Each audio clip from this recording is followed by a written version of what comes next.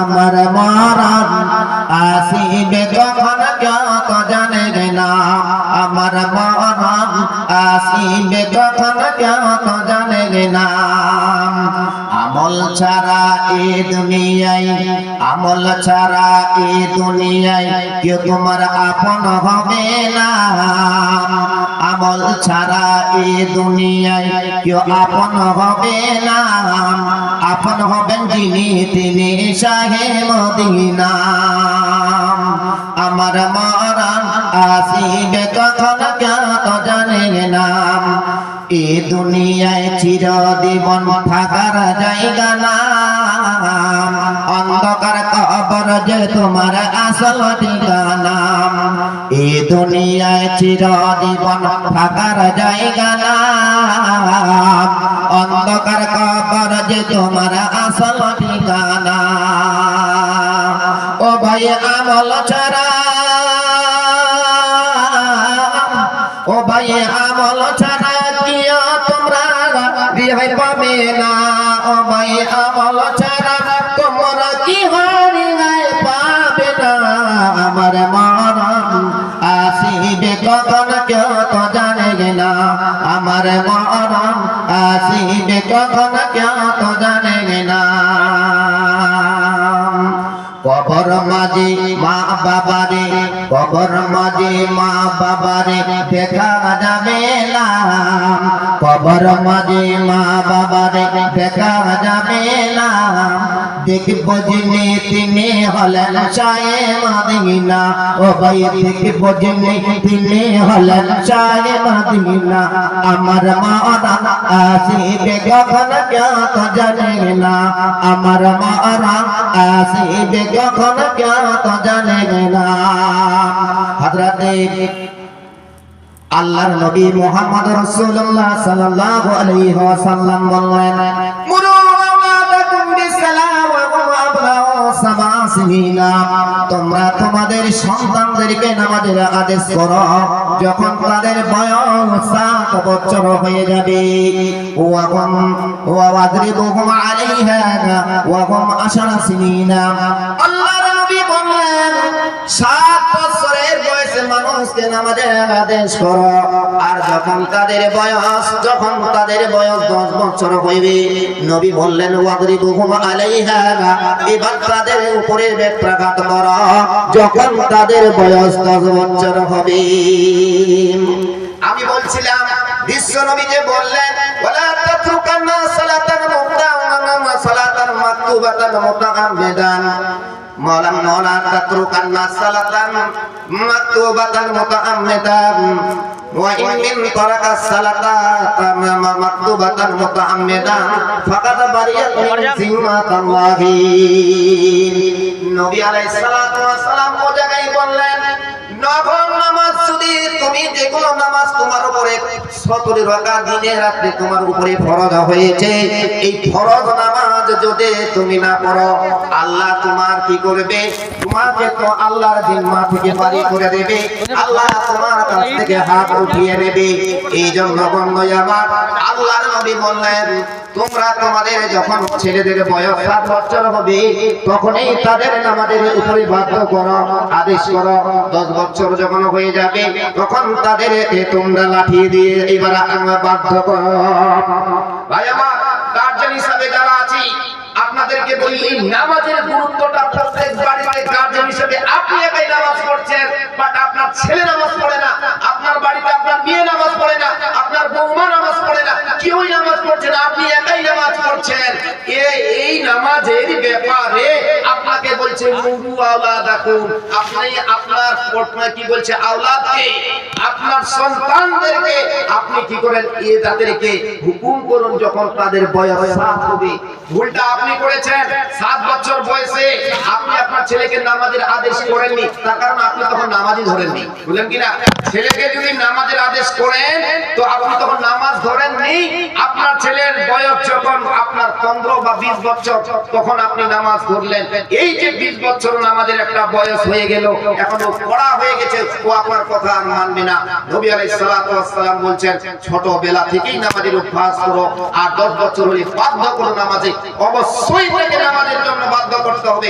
যদি নামাজ না পড়া যায় আল্লাহর পক্ষ থেকে যে রহমতটা নাজিল হওয়ার কথা ছিল এই রহমতটা নাজিল হবে না। কথা বুঝতে পারছেন কিনা? ফাকাত বারিয়াতুন সিম্মাতাল্লাহি, আল্লাহর নবী বলছেন যে আল্লাহ তার সিম্মাটাকে সেখান থেকে টেনে নেবে। যে আল্লাহ যদি তার সিম্মাটাকে টেনে নেয়, সিম্মা মানে আল্লাহর অধীনস্থে এই পৃথিবী চলে, অতএব আপনার উপরেও আল্লাহর হাত রয়েছে। অতএব আল্লাহর যদি আপনার উপরে হাত থাকে তাহলে রহমতের ছায়ায় আপনি আছেন। যদি আপনার কাছ থেকে হাতটা টেনে নেয় তাহলে আপনি রহমত থেকে বঞ্চিত হয়ে গেলেন। আর আল্লাহ যদি আপনাকে রহমত থেকে বঞ্চিত করে দেয় বা আপনি আল্লাহর রহমত থেকে বঞ্চিত হয়ে যান তাহলে মনে রাখবেন আপনি শান্তিতে থাকতে পারবেন না। আপনার কারণে এই দেশে অশান্তি শুরু হবে। আল্লাহ রেগে আছেন আপনার উপরে। আপনার উপরে যখন রেগে আছেন তখন আপনি জেনে রাখবেন যে আপনি আর শান্তিতে নেই। ভাই আমার, এটার মানেই হলো বারিয়াতুন মিন জিম্মাতিল্লাহি, আল্লাহর জিম্মা থেকে আপনি বাড়ি হয়ে যাবেন। নাম্বার 2। নাম্বার 3, এবার 4 নম্বরের কথাটা আল্লাহ রাসূল বলছেন, ওয়ালা তাশরিবান্না খামরান ফাইন্নাহু রাসুকুল্লু খাতিয়াতিন। আল্লাহর নবী বললেন ওয়ালা তাশরিবান্না খামরান, তোমরা খামার মানে হলো শরাব, শরাব মানে হলো মদ, মদ তোমরা পান করবে না। যদি তোমরা মদ পান করো তাহলে শোনো, মদ এমন একটা বিষয় ফাইন্নাহু রাসুকুল্লু খাতিয়াতিন, এই মদটা হলো এমন একটা দ্রব্য, এমন একটা জিনিস, এমন একটি জড়, যেমন একটি বিষয় যেটা সম্পূর্ণ গুনাহের জড়। যতগুলো গুনাহ করা যাবে মদ খেয়ে দেওয়ার পরে এই গুনাহগুলো করা সহজ হয়ে যায়। একজন মানুষ যখন মাতাল হয়ে যাবে তখন অস্বাভাবিকতা মাইন্ড থেকে সে ফ্রি হয়ে যাবে এবং তার একটা অন্যরকম মাইন্ড তৈরি হয়ে যাবে। তখন ওই মানুষটা আর তার ভালো মন্দ কোনো জ্ঞান থাকে না। ওই মানুষটা স্বাভাবিকভাবে তখন ও ভালোতে নিজের জায়গায় থাকতে পারে না। যার জন্য কথা হচ্ছে এই জায়গায় যে নবী আলাইহিস সালাতু ওয়াস সালাম বললেন ওয়ালা তাশরিবান্নাল খামার ফাইন্নাহু রাসুকুল্লু খাতিয়াতিন, তোমরা মদ পান করবে না। যদি তোমরা মদ পান করো তাহলে শোনো, মদ এমন একটি বিষয় যেটা সম্পূর্ণ গুনাহের জড়। ভাই আমার, হ্যালো, এখন কথা বলি 4 নম্বর নসিহতটা নবী আলাইহিস সালাতু ওয়াস সালাম চুল মানে 1400 বছর আগে বলে গেছেন তোমরা মদ পান করবে না। বর্তমান পরিস্থিতিতে আপনার জেনারেশন দিনে রাতে যেই পরিস্থিতিতে থাক না কেন, আমার এই সামনে বাগান, এখানে দোকান পাশার যা আছে দেখতে পাচ্ছি, এই সমস্ত দোকানে আর এই বাগানগুলোতে আমাদের জেনারেশনরা এত মাধুস হয়ে গেছে যে বিভিন্ন ভাবে নেশাদার দ্রব্য পান করে করে করে করে করে করে নিজেকে নষ্ট করে ফেলেছে। এমনকি শুধু নিজেকে নয়, এই বিষয়টা আপনার এত কঠিন ভাবে দেখা দিয়েছে যে দেখার পরে এই ছেলেগুলো আস্তে আস্তে নষ্ট হতে হতে হতে হতে ওর দ্বারা আরো ছেলে নষ্ট হচ্ছে। এভাবে জেনারেশন গুলো নষ্ট হয়ে যাচ্ছে। আর আপনি এমন পিতা কানে তেল দিয়ে ঘুমাচ্ছেন, বুঝতেই পারছেন না যে আপনি জানেন আপনার ছেলে ভালো জায়গাতে আছে। অসম্ভব কথা, ছেলের হিসাব নেই। কোথায় রাত 12টার সময় কেন আসলো তাকে তার খবর নেই। রাত 10টার সময় কোথায় গিয়েছিল, দিন 10টার সময় কোন দিকে চলে গিয়েছিল, এই খবরগুলো যদি না নিতে পারেন, তার বন্ধু বান্ধবের বিষয়টাকে যদি না রাখতে পারেন, তাহলে আপনার ছেলে নষ্ট হচ্ছে। শুধু আপনার ছেলে নষ্ট হচ্ছে না, এলাকা ভিত্তিক যে ছেলেগুলো তৈরি হচ্ছে তারাও নষ্ট হচ্ছে। এইভাবে নষ্ট হতে হতে হতে হতে আমাদের জেনারেশন গুলো শেষ হয়ে যাচ্ছে।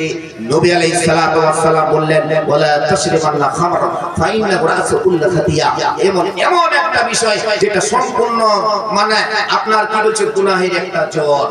ভাই আমার বন্ধুগণ, আমার ভাইরা, আমরা আমাদের ছেলেদেরকে নেশাজাত দ্রব্য থেকে বাঁচানোর জন্য এখন থেকে যদি তৈরি না হই তাহলে ছেলেকে বাঁচা যাবে না। আর আপনিও যদি নেশা করছেন, আপনি যদি নিজেকে না বাঁচাতে পারেন তাহলে আপনি দুইটা ক্ষতি করবেন।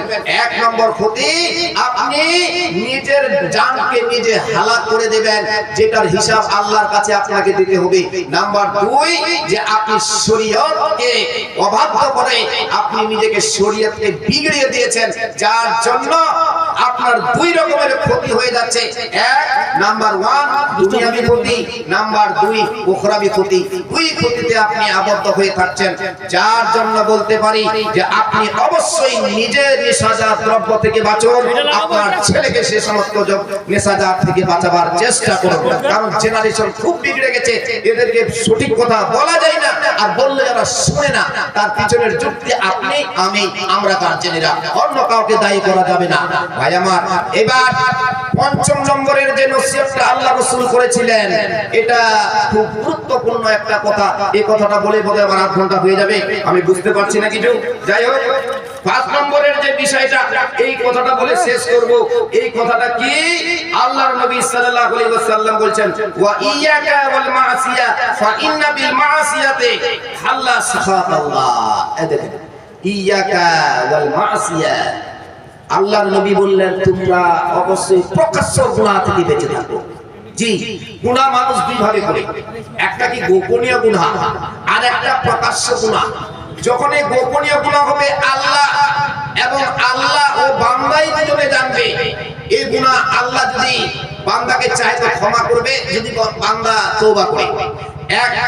আর একটা হলো প্রকাশ্য গুনাহ, যে গুনাহটা সচরাচর পরিবেশে সবাই দেখছে, আর আপনি ওখানে গুনাহ করছেন, নিজেকে বড়াতের সঙ্গে একেবারে নিজেকে তৈরি করে নিচ্ছেন আর ভাবছেন আমার মতো কি। এই প্রকাশ্য গুনাহটা যখন করে নেবেন, সবাই জানলো, তখন সবাই সাক্ষী হয়ে গেল, এই গুনাহার ক্ষমা খুব কঠিনতম বিষয় হয়ে যাবে। এখন প্রকাশ্য গুনাহটা যখন হচ্ছে আর আমিও সেই জায়গায় উপস্থিত হয়েছি, কিন্তু আমি মানা করতে পারছি না বা মানা করছি না।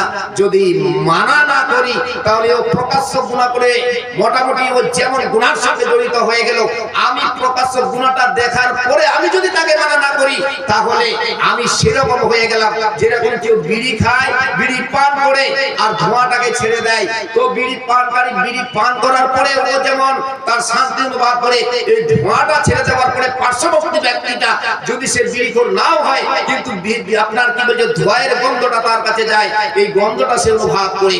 সেম যখন প্রকাশ্য ভাবে সমাজে গুনাহ সচরাচর পরিবেশে শুরু হয়ে যাবে, আর এই গুনাহটার সঙ্গে যদি আমরা এর একটা সক্রিয় ভাবে এটাকে নষ্ট করার চেষ্টা না করি, তাহলে মনে রাখবেন এর গুনাহার কারণে মস্ত একটা ক্ষতি হচ্ছে। কি ক্ষতি? শুনুন, আল্লাহ রাব্বুল ইজ্জত বলছেন কোরআন মাজিদে, কি বলছেন? ওয়াত্তাকু ফিতনা ওয়ালা তুসিবান্নাল্লাযীনা যালামু মিনকুম খাসসা। ফিতনা থেকে বেঁচে থাকো, ফিতনা থেকে বেঁচে থাকো। কারণ যখন ফিতনা শুরু হয়ে যাবে তাহলে আল্লাহ রাব্বুল ইজ্জত এবার বলছেন ওয়াত্তাকু ফিতনা ওয়ালা তুসিবান্নাল্লাযীনা যালামু মিনকুম খাসসা।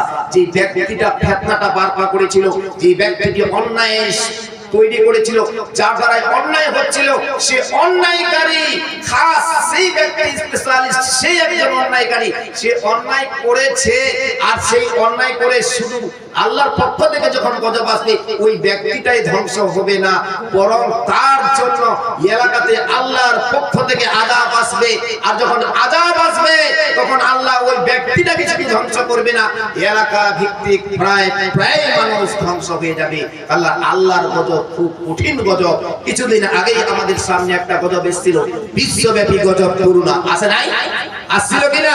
জি হ্যাঁ, এগুলো আমাদের কৃতকর্মের জন্যই হয়েছে।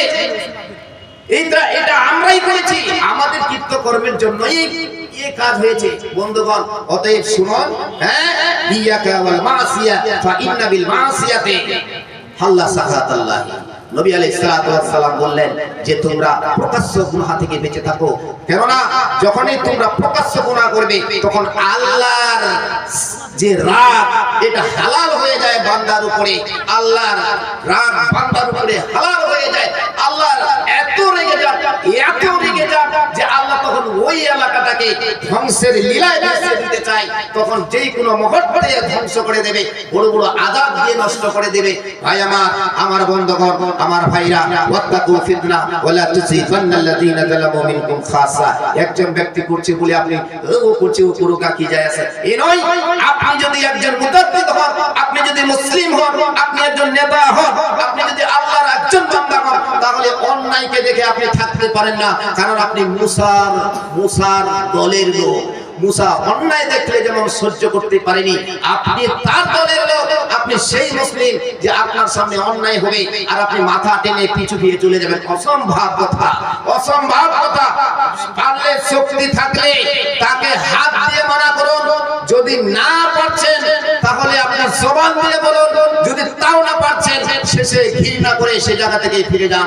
কিন্তু আমার বন্ধুগণ, আমার ভাইরা, আজ সমাজে হাজার হাজার অন্যায় হচ্ছে, প্রতিবাদের জন্য কি আন্দোলন করে না? যারাই বেচারা আন্দোলনের ভাবনা নিয়ে উঠছে, আন্দোলনের চাকা নিয়ে ঘোরার চেষ্টা করছে, তাদের উপরে অনেক রকমের চাপ সৃষ্টি করছে। ব্যক্তিকে বিঘাত করিয়ে দিয়ে তাকে নষ্ট করে দেওয়া হচ্ছে। অন্যায়ের সঙ্গে কেউ যেন অন্যায়ের সঙ্গে সবাই যেন আছে, এবার প্রতিবাদের সঙ্গে কেউ যেন নাই। ভাই আমার, বর্তমান সমাজে জিহাদের মূল একটা বিষয় হলো এটা, যে প্রতিবাদ যে অন্যায় করতে পারবে তাকে একজন এখন বড় পরিস্থিতিতে ভালো একজন মুজাহিদ বলা যাবে। তাই আমি বলছিলাম, এলাকা ভিত্তিক যে সমস্ত অন্যায়গুলো হচ্ছে আপনি দেখতে পাচ্ছেন, আপনার জেনারেশন করছে, আপনার ছেলে করছে, আপনার ভাতিজা করছে, আপনার এলাকা ভিত্তিক ছেলেটা করছে, আপনার পড়োশি করছে, আপনার উচিত হবে তাকে শান্ত মাইন্ডে বুঝিয়ে দিয়ে যে কোনো পরিবেশেই সেটা থেকে বাঁচাতে হবে। কারণ ও গুনাহ করছে, ও শুধু মরবে না, আমরা সবাই মারা যাব। আমরা মরতে কেউ চাই না, অন্যায় ভাবে কেউ জাতি যেতে চাই না, আল্লাহ রাজাবে কেউ ধ্বংস হতে চাই না। আল্লাহ যেন আমাদেরকে সুমতি দেয়, আমরা সঠিক ভাবে এই এলাকায় সুন্দর ভাবে জীবন যাপন করতে পারি। অন্যায়কে প্রতিবাদের জন্য যদি কোনো জায়গায় অন্যায়ের প্রতিবাদ করে তার সমকক্ষে গিয়ে তার সামনে দাঁড়াতে পারি এবং তার সঙ্গে সঙ্গ দিয়ে যেন সেই অন্যায়টাকে প্রতিহত করতে পারি, ইনশাআল্লাহ আমরা করবো ভাই, ইনশাআল্লাহ করা যাবে, ইনশাআল্লাহ। একটা কথা বলছি, নতুন একটা উদ্যোগ নিয়েছি, আল্লাহ যেন তৌফিক দেয়। আমার শিক্ষক মহাশয় আছেন, উনি দোয়া করবেন অবশ্যই। আমি এই কাজটাতে একটু হাত দিয়েছি, সেটা হলো কি, যে বর্তমান আমার এলাকায় অনেক বাবাজিরা নামাজ পড়েন, অনেকে নামাজ পড়ছেন। সেই হাদিস মোতাবেক যদি দেখা যায়, নামাজ রুকু থেকে সিজদা এবং কিয়ামা এবং তার সঙ্গে তাশাহুদ ইত্যাদি ইত্যাদি যে সমস্ত বিষয়গুলো হচ্ছে, এগুলো হাজারো ভুল ভাল হচ্ছে। তো আমি চাচ্ছি আপনি কবরে যাওয়ার আগে অবশ্যই আপনার এই শুদ্ধ বিষয়টাকে একটু নেওয়ার চেষ্টা করুন। আমি আমার সাধ্য মতে এবং কিছু দেশ ওলামাদের সঙ্গ নিয়ে আমি আমার মসজিদে বয়স্ক শিক্ষা অভিযান একটা চালু করার উদ্যোগ নিয়েছি।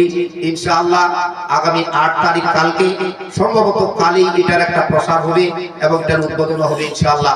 তাই আমি বলছিলাম, এলাকা ভিত্তিক যারা বয়স্ক মানুষ আছেন, যিনারা কোরআন পড়তে ইচ্ছুক অথবা একটু পড়ছেন কিন্তু ভুলভাল হয়ে যাচ্ছে, নামাজ পড়ছেন কিন্তু দোয়া শুদ্ধ নেই বা পদ্ধতি জানা নেই, উজুর পদ্ধতি জানা নেই, এই সমস্ত বিষয়গুলো আপনি একটু সে জায়গাতে এসে নিজেকে বাঁচান এবং জান্নাতে যাওয়ার চেষ্টা করুন। ওয়ানফুসাকুম ওয়া আহলিকুম নারা, নিজে বাঁচুন, আপনার পরিবারকে বাঁচার চেষ্টা করুন। এই বলে আজকের খুতবা থেকে কি করলাম, ওয়া মা আলাইনা ইল্লাল বালাগ। আসসালামু আলাইকুম ওয়া রাহমাতুল্লাহি ওয়া বারাকাতুহু।